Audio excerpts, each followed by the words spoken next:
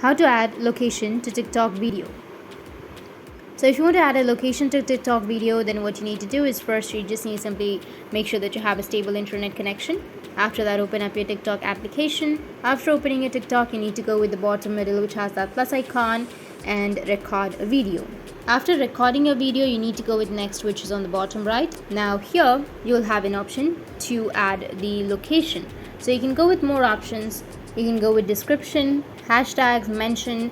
You can add a link if you want to. You can tag people. You can add a location, add a link, add it to playlist, and you can go with the privacy, or you'll also have more options. You can go with more options, and from here you'll be able to have a lot of more options. So here you will have an option of add a location, or you will have a location section. You need to tap on a location and you'll be able to add a location to your TikTok video. But if you don't find that option, make sure that you've updated your TikTok application and make sure that the option is available in your country or region. If it's not available, then you won't have that option. So that's it. That's how you can add location to your TikTok video. And if you have any questions, feel free to comment below. Thanks for watching.